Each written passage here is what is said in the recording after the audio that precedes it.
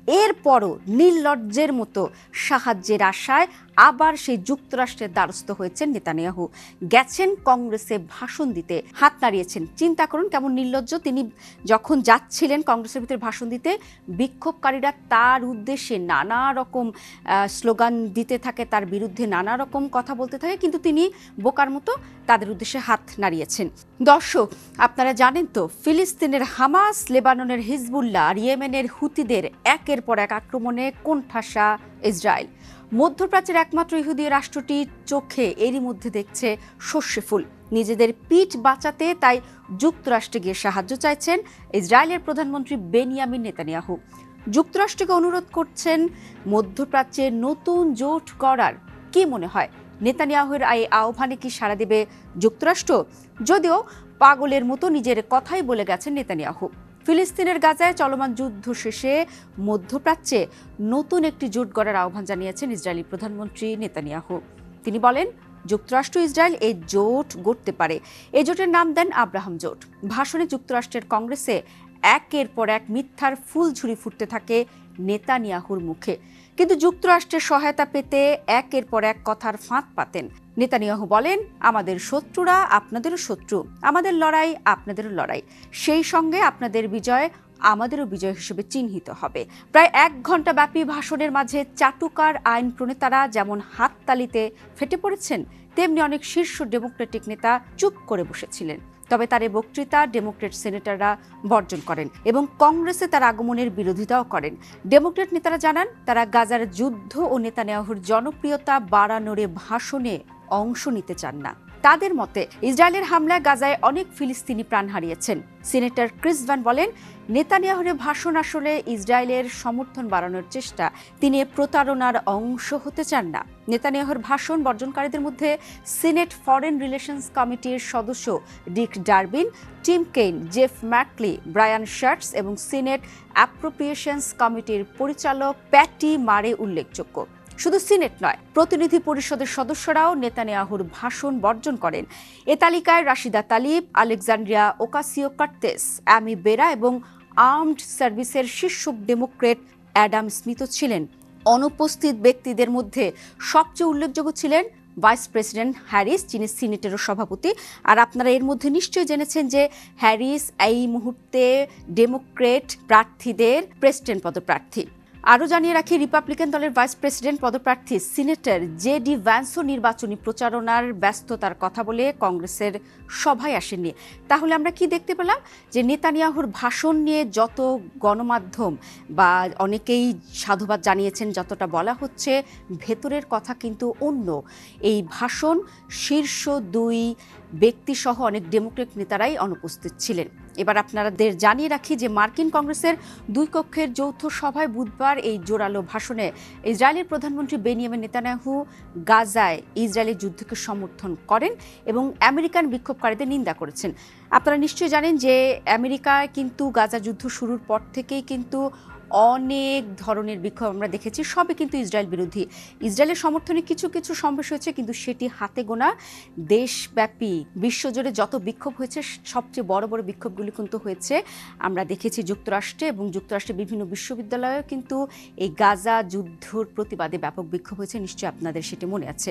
এবং আপনাদের জানিয়ে রাখি যে কংগ্রেস ভবন ক্যাপিটালের বাইরে চলমান বিক্ষোভের উদ্দেশ্যে কিন্তু হাত নাড়িয়েছেন। চিন্তা করুন কেমন নির্লজ্জ। তিনি যখন যাচ্ছিলেন কংগ্রেসের ভিতরে ভাষণ দিতে, বিক্ষোভকারীরা তার উদ্দেশ্যে নানা রকম স্লোগান দিতে থাকে, তার বিরুদ্ধে নানা রকম কথা বলতে থাকে, কিন্তু তিনি বোকার মতো তাদের উদ্দেশ্যে হাত নাড়িয়েছেন।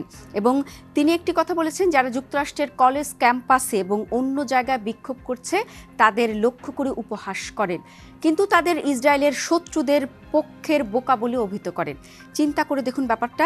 একে তো বিক্ষোভকারীদের তোপের মুখে পড়েছেন, তারপর তাদেরকে বোকা বলেছেন। অর্থাৎ নেতানিয়াহু নির্লজ্জের মতো তার যে এত প্রতিবাদ, তার যে এত বিরোধিতা, কোনোটি গায়ে মাখেননি।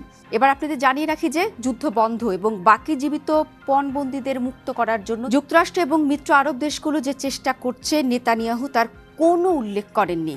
গত বছর 7 অক্টোবর হামাস দক্ষিণ ইসরায়েলে হামলা চালিয়ে পণবন্দীদের বা জিম্মিদের ধরে নিয়ে যায়, যার ফলে কিন্তু যুদ্ধটা শুরু হয়।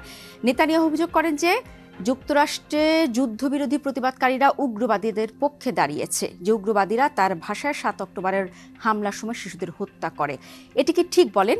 তিনি দিনের পর দিন এই যে হত্যাযজ্ঞ চালিয়ে যাচ্ছেন, ইসরায়েলের নারী শিশুদের হত্যা করছেন, তিনি নাকি বলছেন যে যারা বিক্ষোভ করছেন তাদের নাকি লজ্জা পাওয়া উচিত, তাদের নাকি তারা গাজাকে সমর্থন করছেন, তাদের লজ্জা পাওয়া উচিত। অথচ কিন্তু আমরা আসল ঘটনা কি দেখি? বিশ্ববিবেক কি বলে? ইসরায়েলি বাহিনীর হামলা নিরপরাধ ফিলিস্তিনিদের প্রাণ ঝরছে প্রতিনিয়ত। তা নিয়ে তো কোনোদিন লজ্জা পাননি নেতানিয়াহু, যার কারণে এই গাজা যুদ্ধে এখন পর্যন্ত ৩৯,০০০-এরও বেশি ফিলিস্তিনি নিহত হয়েছেন। এরপরও নির্লজ্জের মতো সাহায্যের আশায় আবার সেই যুক্তরাষ্ট্রের দ্বারস্থ হয়েছেন নেতানিয়াহু। গেছেন কংগ্রেসে ভাষণ দিতে, যার বিরুদ্ধে প্রতিনিয়ত অভিযোগ আছে। যুক্তরাষ্ট্রের অভ্যন্তরে নেতানিয়াহুর বিরুদ্ধে কি অভিযোগ আপনারা জানেন? বলা হয় যে প্রায় রিপাবলিকান এবং রক্ষণশীলদের পক্ষে যুক্তরাষ্ট্রের রাজনীতিতে তিনি নাকি নাক গলান। তার বক্তব্য শুরু করেন প্রেসিডেন্ট জো বাইডেনকে প্রশংসা করে। কিন্তু জানেন তো, যখন জো বাইডেনকে প্রশংসা করেছেন কারণ তিনি বর্তমান প্রেসিডেন্ট, কিন্তু দিন শেষে আবার কিন্তু ট্রাম্পের দিকেই তার ছুরিটা ঘুরেছে। দিন শেষে ট্রাম্পের দিকেই তার তীরটা ঘুরেছে। কিভাবে? তিনি বর্তমান যে প্রেসিডেন্ট পদপ্রার্থী রিপাবলিকানদের ডোনাল্ড ট্রাম্প এবং সাবেক যে প্রেসিডেন্ট ছিলেন, তিনি ট্রাম্পের উপর ইসরায়েলের জন্য অনেক কিছু করার জন্য প্রশংসার বন্যা বয়ে দেন। কি সেই বন্যা? তিনি বলেন যে ট্রাম্প নাকি তাদের জন্য অনেক কিছু করেছে, জেরুজালেমে দূতাবাস স্থাপন করেছে। কিন্তু আপনারা জানেন যে জেরুজালেমে দূতাবাস স্থাপন করার মধ্যে দিয়ে এক ধরনের সহিংসতাই কিন্তু মূলত উস্কে দিয়েছেন ট্রাম্প, এবং তারপর বিভিন্ন দেশ বিভক্ত হয়ে যায়। এবার তো এত কিছু শুনলাম। এই ইসরায়েলের সময় যখন যুক্তরাষ্ট্রতে তিনি ভাষণ দিয়েছিলেন, সেটি হচ্ছে ইসরায়েলের সময় সন্ধ্যায়, এবং সেই ভাষণে কিন্তু তিনি নিজ দেশের দর্শকদের কথাও মাথায় রেখেছিলেন। তিনি কি করেছেন? নেতানিয়াহু তো যুদ্ধের কারণে তার জনপ্রিয়তা বেশ কমে গিয়েছে। তিনি চেষ্টা করেছেন সফরে নিজের ইমেজ পুনরুদ্ধার করতে, তবে সে আশায় ঘুরে বালি। নিজের দেশেই ভাষণের সময় নেতানিয়াহুর পদত্যাগের দাবিতে ব্যাপক বিক্ষোভ হয়েছে। রাজধানী তেল আবিব ছাড়াও দেশের বড় বড় শহরগুলোতে বিক্ষোভের যে আঁচ ছড়িয়ে পড়েছে, সেটি আরও বড় আকার ধারণ করে হচ্ছে আপনার এই ভাষণের দিন। আমরা যে যুক্তরাষ্ট্রের কথা বলছি, সেই যুক্তরাষ্ট্রের মানুষ কিন্তু নেতানিয়াহুকে অনেক আগেই লাল কার্ড দেখিয়েছে। কারণ দিন শেষে না, যুদ্ধ আর কেউ পছন্দ করছে না, এবং গাজা যুদ্ধ নিয়ে মার্কিনিরা এখন ক্রমশ বিভক্ত। গাজা যুদ্ধ যুক্তরাষ্ট্রের আসন্ন প্রেসিডেন্ট নির্বাচন একটি বড় ইস্যু হিসেবে উঠে এসেছে।